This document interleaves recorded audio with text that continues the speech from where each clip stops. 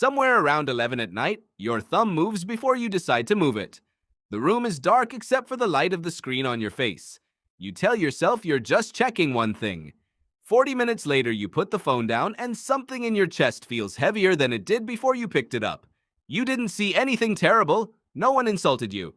You just watched other people's lives, one after another, each one a little brighter, a little more finished than yours. And you're left wondering why a few minutes of scrolling can make you feel smaller than an entire hard day at work. Here is the answer nobody tells you. Nothing is wrong with you. Your brain is doing exactly what it was built to do. The problem is where you're using it. Go back 200,000 years. Your ancestors didn't live in cities. They lived in small bands, usually no more than 150 people, everyone you would ever meet in your entire life. Anthropologists call this Dunbar's number, the natural size of a human tribe, the limit your brain evolved to track. Not an estimate, not a guess. Researchers have found this same number quietly showing up again and again across human history.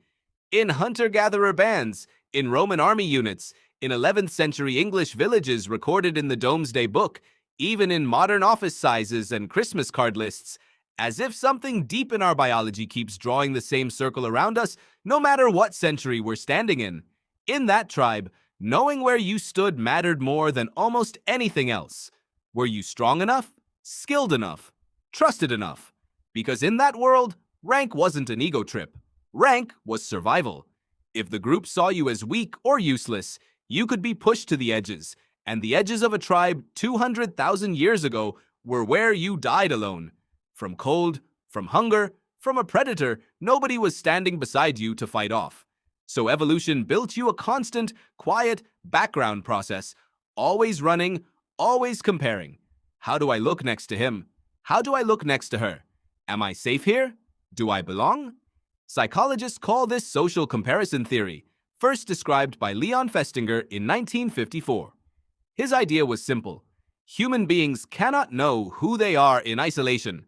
We only understand ourselves in relation to others. It's not vanity, it's not weakness, it's the oldest operating system in your skull, and for most of human history, it worked perfectly, because your comparison pool was maybe 150 people, people you actually knew, whose mornings and mistakes and tired faces you saw up close, whose full, messy, boring, difficult lives you understood in 3 dimensions, not one.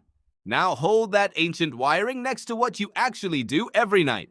You open an app, and in 90 seconds you are compared, silently, automatically, to thousands of people. Not 150 neighbors living full, complicated lives in front of you. Thousands of strangers, each one showing you only the single best 4 seconds of their entire month.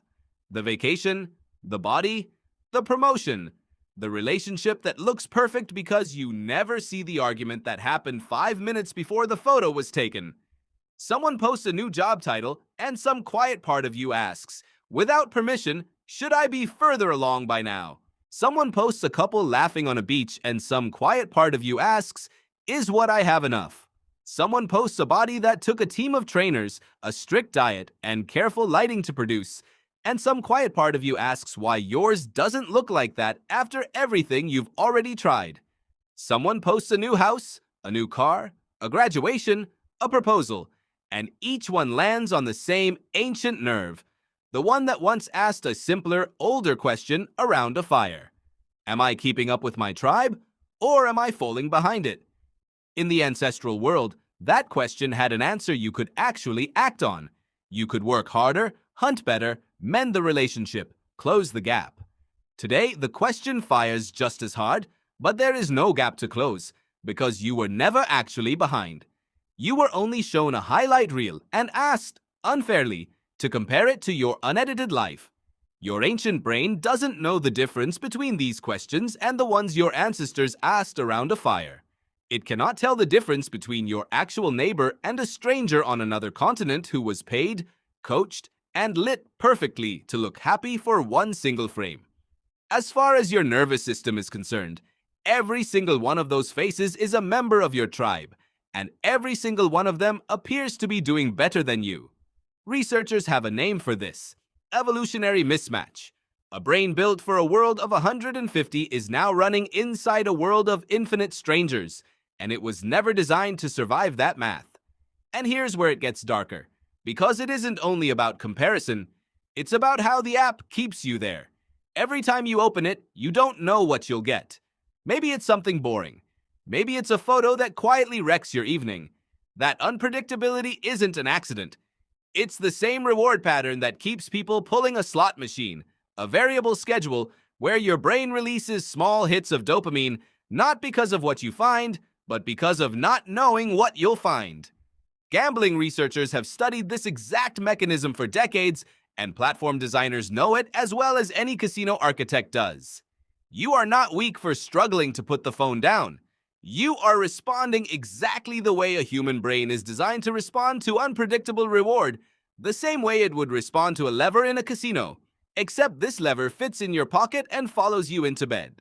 Neuroscientists have gone further, using brain imaging to watch what happens when people view content that makes them feel less than. The regions that light up are the same regions associated with physical pain and social rejection. When you see someone else's highlight reel and feel that small internal flinch, that is not you being dramatic. That is your brain registering something it once used to register real danger, threat to your rank, threat to your belonging. Researchers call this upward comparison when you measure yourself against people who seem to be doing better, and study after study links heavy upward comparison to lower self-esteem, more anxiety, and a creeping, persistent sense of not being enough. Some of this research was done during periods when people were more isolated than usual, stuck at home with nothing but a feed for company, and even then the pattern held. It wasn't the isolation alone that hurt people. It was the isolation combined with an endless stream of other lives that looked, from the outside, like they weren't isolated at all. It hit some people harder than others. People who already carry social anxiety are especially vulnerable because their minds are already wired to scan for their own low rank, and the feed hands them evidence for that fear every 10 seconds, turning a private worry into something that feels, falsely, like documented proof. And here's a detail almost nobody talks about. It isn't social media itself that does the damage, it's passive scrolling, watching without participating. Studies comparing passive use to active use, posting, replying, actually connecting with real people, keep finding the same pattern. Active use barely moves the needle on how people feel about themselves. Passive use is where the damage concentrates. You were never punished by a phone. You were punished by watching, silently, endlessly, without ever stepping into the room yourself, standing at the edge of a party you never actually walked into.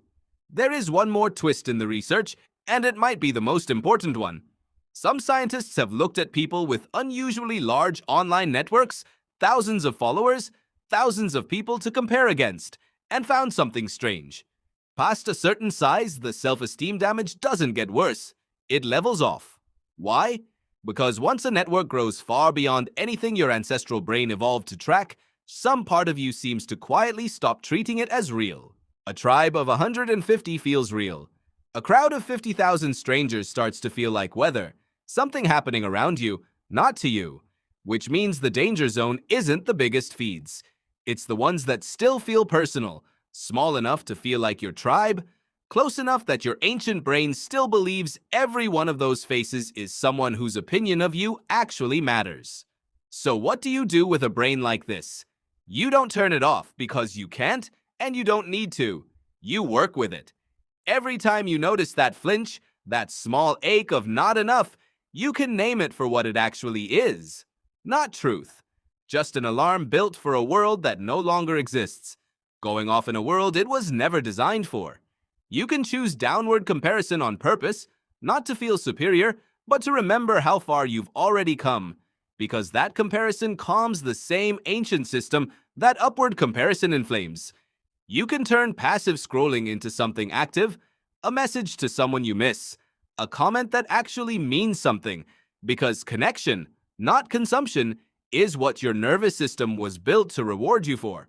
And you can remember, the next time a stranger's 4 perfect seconds make your whole day feel smaller, that you're not broken and you're not weak. You are simply a tribal brain, built for 150 faces standing in front of a mirror that reflects millions. Once you understand it, The flinch loses its grip. Not because the feed changed, because you finally understand exactly what it's doing to you and why.